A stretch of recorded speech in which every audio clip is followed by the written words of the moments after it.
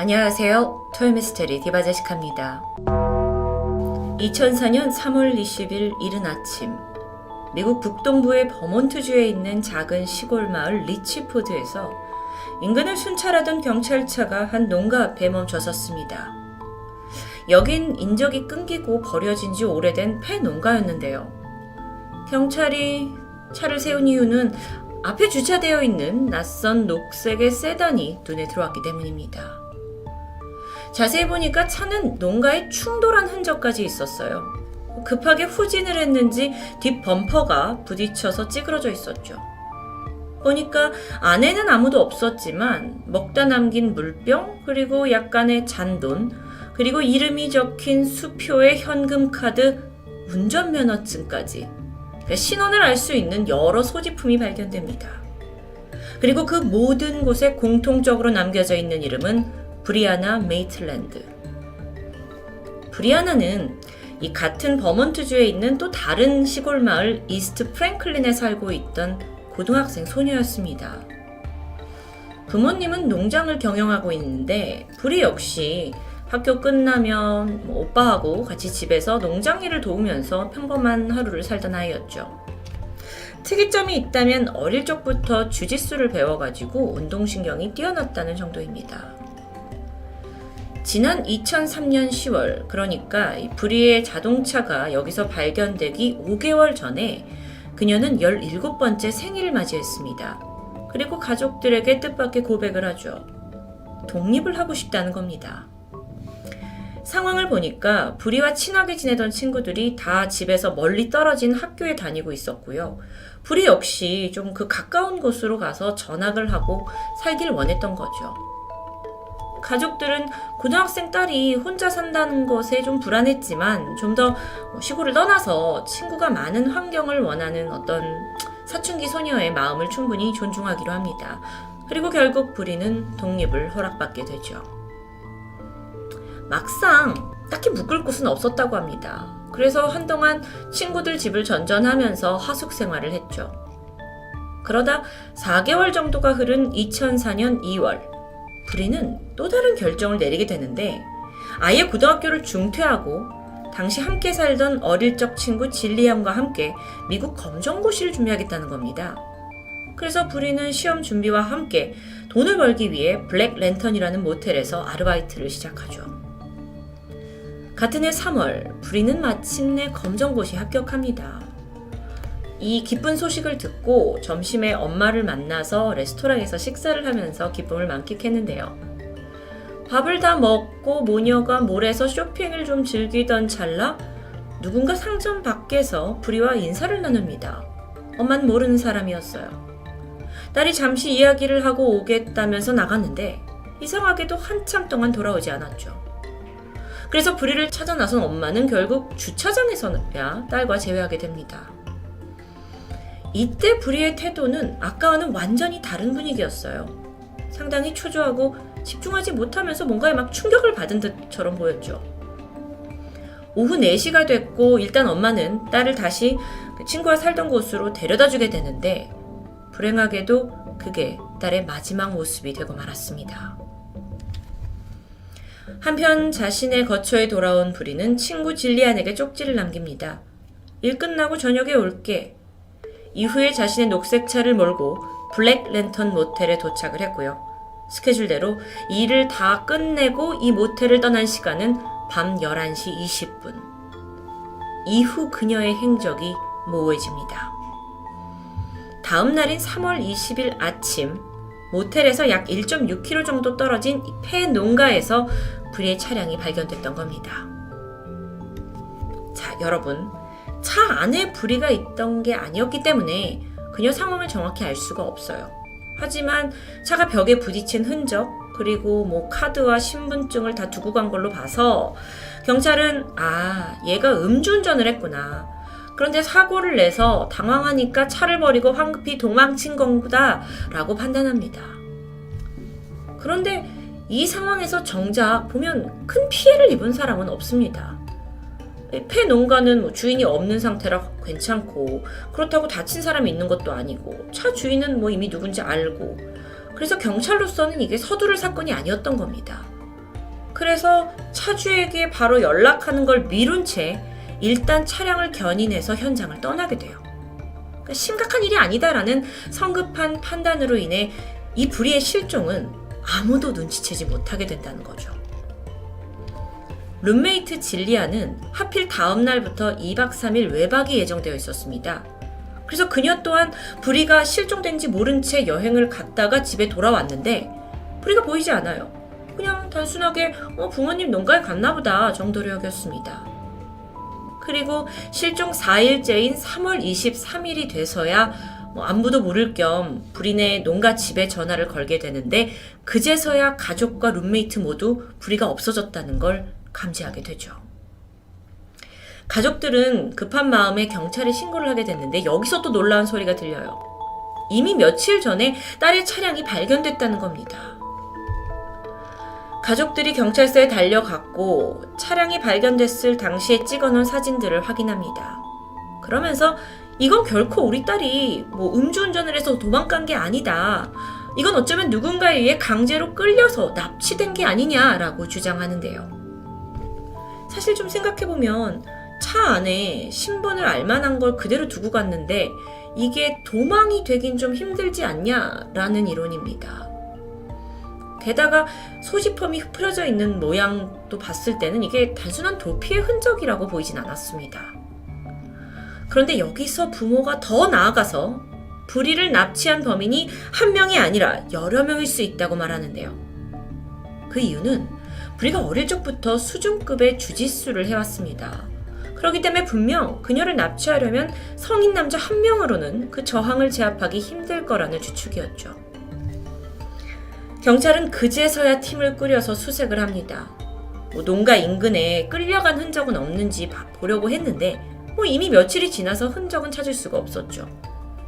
혹시나 싶어서 내부를 조사를 했는데 타인의 지문이나 혈흔은 전혀 없었습니다. 그래도 다행인 건 목격자가 있었죠. 사건 당일 밤 11시 30분에서 12시 30분 사이에 이 폐농가 앞에 차 헤드라이트가 켜져 있는 걸 지나가던 운전자들이 몇몇 본 겁니다. 하지만 그거 외에 목격한 건 없었죠. 그러던 중에 새벽 4시, 이번엔 불의와 관련이 있던 사람이 이 앞을 우연히 지나가게 되는데 그게 바로 불의의 전 남친입니다. 새벽 늦게 파티를 끝내고 집으로 돌아가던 길이었는데 폐농가 앞에 전 여친의 차가 있는 겁니다. 이게 어떻게 가능하냐 싶지만 여기가 워낙 작은 시골 동네였기 때문에 우연히 이렇게 마주치는 건 충분히 가능해 보였죠. 전 남친은 왜 걔 차가 여기 있지 하면서 가까이 다가가 보는데 안에는 이미 아무도 없었다고 말합니다. 불의는 어떻게 사라진 걸까요? 정말 부모의 주장대로 의도적인 납치라면 평소에 원한이 있던 사람이 있는 걸까요? 근데 경찰이 수사를 하던 중에 예상치 못한 사실을 알게 됩니다. 불의가 실종되기 직전에 한 여성을 고소한 상황이 있었어요. 친구들에 따르면 3일 전에 파티에 참가를 했는데 불의가 평소 또 알고 지내던 킬리라는 여자애와 몸싸움을 벌였다는 겁니다. 그날 상황은 킬리가 일방적으로 싸움을 걸었다고 하는데 격한 몸싸움이 있었고요. 불의는 이 사진처럼 코뼈가 부러지고 가벼운 뇌진탕 진단을 받기까지 했죠. 경찰은 일단 원한이 있을 법한 킬리가 관련이 있다고 판단을 해서 소환을 했는데 알리바이는 확실했고 혐의점은 없었습니다. 둘 사이의 몸싸움도 10대들의 사소한 질투에서 비롯된 작은 문제였죠. 자, 이렇게 납치를 당했다는 증거가 발견되지 않는 상황에서 혹시 불의가 사춘기 소녀니까 자발적으로 사라진 건 아닐까요? 예전부터 시골 동네 벗어나야 한다라고 입버릇처럼 말해왔고 또 예전에 짧은 기간이지만 가출을 한 적도 있다고 합니다.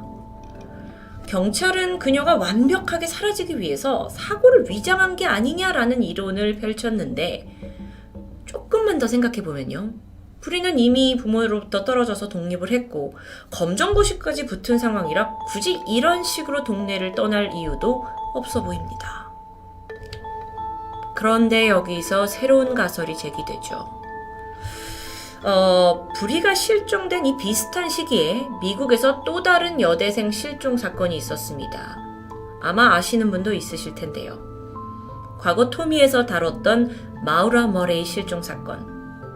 그녀 역시 자동차 사고를 낸 후에 미스테리하게 없어져 버렸어요. 그런데 안에 소지품은 그대로 있었죠.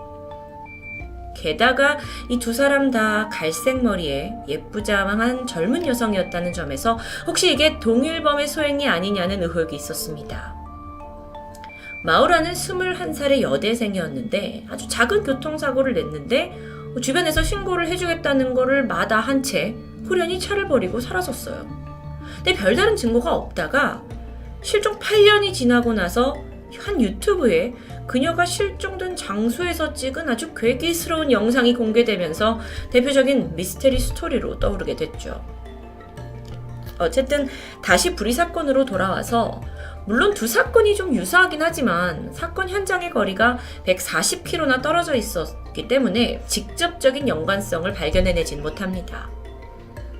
자, 이후에 경찰이 불의가 정말 어떤 사람이었냐를 조사하던 과정 중에 아주 충격적인 반전이 드러납니다. 이제 굉장히 주체적인 여성으로 알바에 검정고시까지 할 정도로 성실한 아이로 보였는데 증언을 들어보니까 사실 오랫동안 불의가 마약 거래에 몸담았던 겁니다. 코카인과 비슷하지만 더 저렴하고 아주 중독적인 크랙이라는 이런 저급한 마약을 취급했는데요. 정말 예상치 못한 반전이었죠. 가족과 친구가 알던 그런 불의 모습이 아니었는데 그렇다면 어쨌든 마약을 다루고 있었다면 혹시 그걸 통해 문제가 생겨서 변을 당한 게 아닐까라는 추론이 가능해집니다. 마침 실종 4주가 지난 2004년 4월 익명의 여성으로부터 제보가 들어와요. 불의가 마약 딜러들의 집에 감금되어 있다는 내용입니다. 그래서 경찰이 여기를 급습하게 되는데 뉴욕 출신 마약상 라이언과 잭슨을 거기에서 붙잡게 되죠. 보니까 과거 불의한테 마약을 전달해주던 유통책이었습니다. 그들의 집에서는 상당량의 코카인과 마리화나가 발견되는데 정작 불의의 흔적은 없었고요. 이들이 불의를 납치했다는 증거도 발견되지 않았죠. 사건이 해결되나 싶었지만 또다시 불의의 행방은 미궁에 빠졌습니다. 그리고 이후 시간이 무성히 흘러버렸죠. 하지만 끝은 아닙니다. 2004년 말 불의에 관한 또 다른 익명의 제보 편지가 도착합니다. 자신을 나이든 여자라고 칭한 제보자가 사실 불의가 납치 일주일 만에 살해되었다는 내용의 편지를 보내요. 게다가 그 정황을 꽤나 자세히 적어뒀습니다. 그 편지에 따르면 불의는 마약을 사기 위해 라이언이한테 돈을 빌리게 됐는데 이걸 제때 갚지 못해서 다툼이 있었고 결국 라이언이 불의를 살해했다라는 스토리. 라이언이 시신을 지하실에 숨겼는데 흔적을 없애기 위해서 톱으로 조금씩 잘라서 시신의 조각을 돼지 농장에 버려왔다고 써있는데요. 그러니까 돼지 먹이로 줬다는 얘기겠죠. 일단 경찰이 이 편지를 받고 마약 딜러 라이언을 소환합니다. 그렇지만 이게 시신을 지하실에 숨겼고 조각 냈고 돼지 먹이로 줬다라는 증거를 찾진 못했어요. 인근에 돼지 농장이 있긴 했지만 사실 실종일로부터 이미 많은 시간이 지났기 때문에 그 시신의 일부를 찾는 것도 불가능해 보였고요. 그런데요, 이 끔찍한 이야기가 담긴 편지를 도대체 얼마나 믿어야 하는 걸까요? 모든 게 거짓일 수도 있습니다. 그런데 그게 아니라면 익명의 제보자가 왜 굳이 이런 스토리를 짜내서 경찰한테 보낸 걸까요? 그 진실은 알 수 없었습니다. 불의 사건은 이후 흐지부지 됐고 미해결로 되고 있을 무렵 또 한 번의 믿기 힘든 제보가 들어옵니다.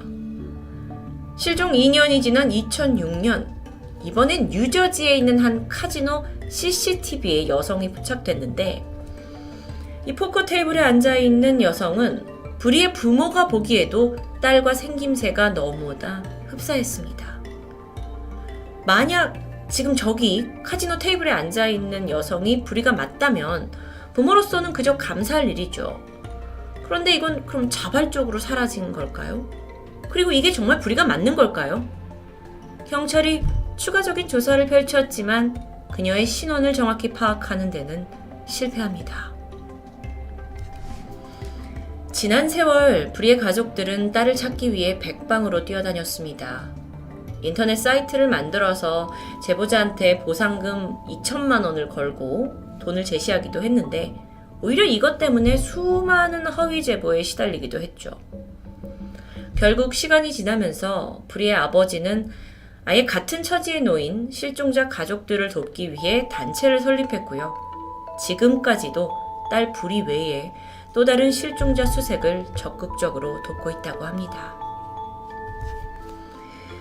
토요미스테리에선 항상 이렇게 미스테리하게 실종되는 몇 명의 여성들이 소개되는데 정말 이유도 없이 패농가의 흔적을 마지막으로 자취를 감춘 18살 소녀 브리아나 메이틀랜드. 부모는 이 사건에 관련해서 딸의 시신이 돼지먹이가 되었다는 끔찍한 제보, 이게 제발 소문이길 바라면서 아직도 집에 돌아올 딸을 기다리고 있습니다. 토요미스테리 디바제시카입니다.